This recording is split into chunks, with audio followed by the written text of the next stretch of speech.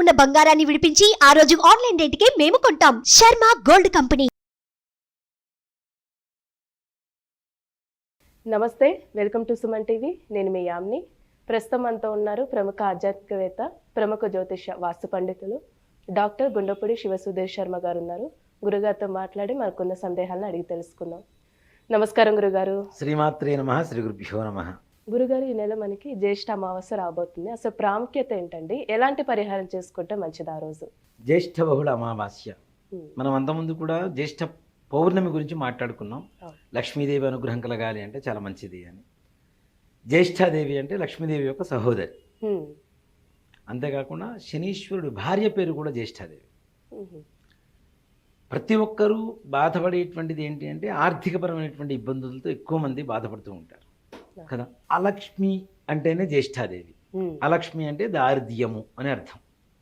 ఆవిడ బయటికి వెళ్ళిపోవాలన్నా, లక్ష్మీదేవి మన ఇంట్లో ఉండాలన్నా, జ్యేష్ఠ బహుళ అమావాస్య అందులో శుక్రవారం కలిసి వచ్చింది. వారం కూడా విశేషమైన వారం. ఇంకోటి ఏంటంటే మనం కొన్ని వీడియోలో అంతమంది కూడా చెప్పుకున్నాం, ఐశ్వర్య ప్రదాత ఎవరు అంటే ఈశ్వరుడు. ఐశ్వర్యకారకుడే ఈశ్వరుడు అని చెప్తున్నాం. ఆ రోజున నక్షత్రం కూడా ఆరుద్ర నక్షత్రం, అంటే శివుని జన్మ నక్షత్రం. శివుడు జన్మ నక్షత్రం ద్వారా మనకు ఐశ్వర్యాన్ని ఇస్తున్నాడు. అమావాస్య అంటే శక్తి దేవతలకు ఇష్టమైనటువంటి తిథి. అలాగే వారం వచ్చేసరికి లక్ష్మీదేవికి ప్రీతికరమైనటువంటి వారం. మనకుండేటువంటి సకల దరిద్రాలన్నీ కూడాను పటాపంచలైపోయి అష్టలక్ష్ముల అనుగ్రహం, మహాలక్ష్మి మన గృహంలో స్థిర నివాసం ఉండడానికి మనందరి అదృష్టవశాత్తు ఈ తిథి వార నక్షత్రం మనకి కలిసి వచ్చినాయని చెప్పుకోవాలి. అలాంటి రోజులు, అంత పరమ పవిత్రమైనటువంటి రోజు, అంత శక్తివంతమైన రోజు అంటే ఆ రోజుల్లో ఏం చేస్తే బాగుంటుంది అనేటువంటిది చాలామందికి ఉండేటువంటి అనుమానం. ఇంట్లో శుభ్రత లేకపోతే లక్ష్మీదేవి ఎక్కడా ఉండదు. అపరిశుభ్రత ఎక్కడ ఉంటుందో అలక్ష్మి అక్కడ నివాసం ఉంటుంది. పరిశుభ్రత ఎక్కడ ఉంటుందో ఆ మహాలక్ష్మీదేవి అక్కడ నివాసం ఉంటుంది. కాబట్టి మనం ఏదైతే శుక్రవారం వస్తుంది కాబట్టి ముందు రోజున ఇల్లంతా కూడా శుభ్రపరచుకొని సాయంకాల సమయం అంటే సంధ్యాదీపం పెట్టిన తర్వాత 7 గంటల తర్వాత మన పూజాగృహంలో ఆవు పేడ కొద్దిగా తీసుకుని వచ్చి శుభ్రంగా అలికి ఒక చిన్న వృత్తాకారం అంటే రౌండ్గా అలికేసి ఆ ఆవు పేడ మీద పసుపు, కుంకుమ, బియ్యపిండి ముగ్గులు పెట్టి చక్కగా అష్టదళ పద్మం వేసి రావి ఆకు ఉంటుంది, రావి చెట్టు ఉంటుంది కదా, రావి చెట్టు ఆకు పెద్ద ఆకు ఒకటి తీసుకొని ఆ ముగ్గు మీద పెట్టి ఆ కలశం అది ఏదైతే ఆకు ఉంటుందో ఆ ఆకు మీద కొద్దిగా బియ్యం పోసి ఒక కలశం, రాగి చెంబు కానీ లేదంటే ఇత్తడి చెంబు కానీ వెండి చెంబు కానీ అది కూడా అవకాశం లేకపోతే చివరికి మట్టి ముంతైనా సరే పెట్టేసి దాంట్లో కొద్దిగా నీళ్లు పోసి దాంట్లో కొద్దిగా సుగంధ ద్రవ్యాలు, గంధము, పసుపు, కుంకుమ, అక్షతలు ఇట్లాంటివి వేసి, అవకాశం ఉంటే దొరికితే వట్టి వేళ్ళు అని చెప్పి మనకు పూజా స్టోర్స్లో వాటిలో దొరుకుతూ ఉంటాయి.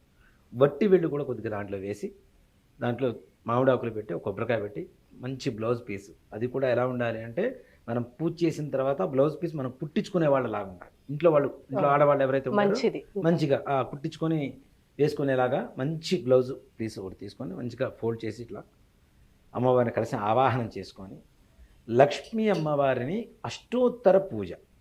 అష్టోత్తరం అంటే మనం ప్రకృతికే నమః, వికృతికే నమః, విద్యాయ నమః, సర్వభూత హితప్రదాయ నమో నమః అని చెప్పి నామాలు చెప్పి పూజ చేస్తూ ఉంటాం. అలా కాకుండా ఒక మంత్రం, చిన్న మంత్రం, దీన్ని సంపుటీకరణ అంటాం. సంపుటీకరణ అంటే ఒక శక్తికి ఇంకొక శక్తిని జోడు చేయడాన్ని సంపుటీకరణం అంటారు. ఇలా సంపుటీకరణ చేసినప్పుడు దీన్ని పాశుపతాస్త్రం అంటారు. పాశుపతం అంటే అర్జునుడికి ఈశ్వరుడు ఇచ్చినటువంటి ఒక అస్త్రం, ఒక బాణం. దానికి ఉన్నటువంటి లక్షణాలు ఏమిటి అంటే ఒకసారి ప్రయోగం చేస్తే మరలా పని చేసుకోకుండా వెనక్కి తిరిగి రాదు.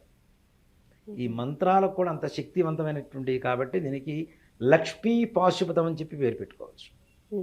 లక్ష్మీ పాశుపతం చేస్తే మనకు కావాల్సింది ఏముంది, ఇంకా అన్నీ వస్తాయి కదా. అలాంటి మంత్రాన్ని అష్టోత్తరంలో ఉండేటువంటి ప్రతి నామంతో ముందు వెనక లక్ష్మీదేవికి అత్యంత ప్రీతిపాత్రమైనటువంటి పుష్పాలు, చాలామంది కలువ పుష్పాలు, తామర పుష్పాలు పూజ చేస్తుంటారు. కలువ పుష్పాలు అమ్మవారు పుట్టింది కాబట్టి కలువ పుష్పాలు పూజ చేస్తుంటారు. కానీ మార్వాడీస్ ఒక సక్సెస్ మంత్రం ఉంటుంది. ఏమిటి అంటే వాళ్ళు లక్ష్మీదేవికి రాత్రి ఎంత ఆలస్యమైతే అంత. దాదాపు 9 గంటల నుంచి ప్రారంభిస్తారు వాడి పూజ. 10:30, 11, 12 వరకు కూడా చేస్తూనే ఉంటారు. మల్లెపూలతో ఎక్కడైతే లక్ష్మీదేవికి అమావాస్య రోజున రాత్రిపూట పూజ చేస్తామో ఆ ఇంట్లో అలక్ష్మికి ఎక్కడా స్థానం ఉండదు, లక్ష్మీదేవి ఉండనటువంటి స్థానం కూడా ఉండదు మనకి. అంటే అమావాస్య ఎక్కువ ప్రత్యేకంగా చాలా. మార్వాడి అమావాస్య రోజున మనం లక్ష్మీదేవి పూజ చేస్తూ ఉంటారు దీపావళి అమావాస్య రోజున. అలాగే ప్రతి అమావాస్య అంటే దీపావళి అమావాస్య రోజున మనకి మల్లెపూలు అయితే దొరకవు కదా, కాబట్టి ఏ మాసంలో అయితే దొరుకుతాయి మనకి, మన అదృష్టవశాత్తు జ్యేష్ఠ మాసంలో మనకి మల్లెపూలు సీజన్ ఉంటుంది, మల్లెపూలు దొరుకుతాయి. కాబట్టి జ్యేష్ఠ మాసానికి అధిపతి జ్యేష్ఠ నక్షత్రం కాబట్టి జ్యేష్ఠాదేవి దోషం వెళ్ళిపోయి మహాలక్ష్మీదేవి అనుగ్రహం కలగాలి అంటే అర్ధరాత్రి పూట సమయం కావచ్చు, 9 గంటల నుంచి కావచ్చు, 7:30 గంటల నుంచి కావచ్చు, లక్ష్మీదేవికి మనం చెప్పినటువంటి మంత్రంతో మల్లెపూలతో పూజ చేసి చక్కగా ఈ పాయసం, మనం బియ్యం, బెల్లం, పాలతో ఉండేటువంటి తీపి పాయసం ఏదైతే ఉంటుందో అది నివేదన పెడితే అమ్మవారి అనుగ్రహం పరిపూర్ణంగా మనకు చెందుతుంది. ఎంత అంటే మనకి ఏది కావాలో మనకి తెలియనంతగా లక్ష్మీదేవికి తెలుసు కాబట్టి. అవునా? ఇప్పుడు నాకేం కావాలో నా తల్లికి నాకంటే బాగా తెలుస్తుంది. మనందరి జగన్మాత లక్ష్మీదేవి, ఆవిడికి అన్నీ మనకి ఎంతవరకు ఏమి ఇవ్వాలో బాగా తెలుసు కాబట్టి ఏం కావాలో, ఏ రకమైనటువంటి సమస్య నుంచి మనం బయటపడాలో మనం చెప్పుకునేటువంటి మనోసంకల్పం, మన భక్తి, మన విశ్వాసం, ఈ మూడిటి మీద మాత్రమే ఆధారపడుతుంది. అమ్మని గట్టిగా కోప్పడితే ఆమె కూడా కోప్పడుతుంది కదా. అమ్మని ఆర్ద్రతతో పిలవాలి, ప్రేమగా పిలిస్తే తప్పనిసరిగా ఏ తల్లైనా తల్లే అవుతుంది. అలాంటిది జగన్మాత మనకి గ్యారంటీ కరుణిస్తుందని చెప్పడంలో ఏమాత్రం కూడా సంశయం లేదు. మరి ఆ మంత్రం ఏంటంటే అలానే ఇక్కడ ఇప్పుడు మనం అష్టోత్తరం పూజ చేస్తుంటాం కదా నాన్న, ఆవాహన చేస్తాం, కలశం మీద ఆవాహన చేస్తాం అమ్మవారిని. చేసిన తర్వాత ఓం శ్రీం హ్రీం శ్రీం మహాలక్ష్మి నమో నమః, ఓం ప్రకృత్యై నమః అష్టోత్తరంలో ఒక నామం. మరలా ఓం శ్రీం హ్రీం శ్రీం మహాలక్ష్మి నమో నమః ఒక నామం అయిపోయింది. మరలా రెండో నామానికి ముందు మళ్ళీ ఇంకోసారి చెప్పాలి, ఓం శ్రీం హ్రీం శ్రీం మహాలక్ష్మి నమో నమః వికృత్యై నమః, ఓం శ్రీం హ్రీం శ్రీం మహాలక్ష్మి నమో నమః. ఇలా ప్రతి నామానికి అమ్మవారి బీజాక్షరాలు ముందు వెనక సంపుడీకరణ చేసుకుంటూ మల్లెపూలతో పూజ చేసి ఎవరైతే పాయసం నివేదన పెట్టి ప్రసాదంగా తీసుకుంటారో ఆ ఇంట్లో అష్టైశ్వర్యాభివృద్ధి తప్పనిసరిగా జరుగుతుంది. దారిద్ర్యం అనే దానికి మాటకి కూడా తావు లేకుండా వెళ్ళిపోతుంది. అంత శక్తివంతమైనటువంటి రోజు జ్యేష్ఠ బహుళ అమావాస్య, శుక్రవారం, ఆరుద్ర నక్షత్రం కలిసి రావడం, ఇవన్నీ ఈ వీడియో చూసే వాళ్ళ అదృష్టం అని చెప్పవచ్చు గ్యారంటీగా. ఎందుకంటే ఇది చూస్తేనే వాళ్ళు తెలుసుకుంటారు, పూజ చేసుకుంటారు, ఆ దోషాల నుంచి పరిహారం చేసుకొని చక్కగా దోషాలన్నీ కూడా పోగొట్టుకొని సుఖశాంతులతో సంతోషంగా జీవనాన్ని సాగిస్తూ ఉంటారు. కాబట్టి ఇది ఎవరు కూడా మిస్ అవ్వకండి తప్పనిసరిగా. ఇదేదో కొత్తగా నేనేదో సృష్టించుకొని చెప్తున్నది కాదు.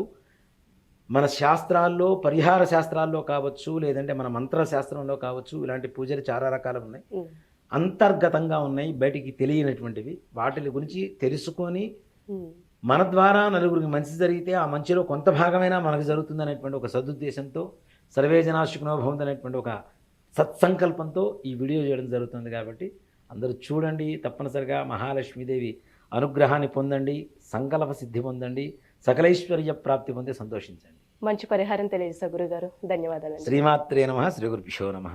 సుమన్ టీవీలో మీ పర్సనల్ అండ్ బిజినెస్ ప్రమోషన్స్ కోసం కింది నెంబర్కి కాంటాక్ట్ చేయండి.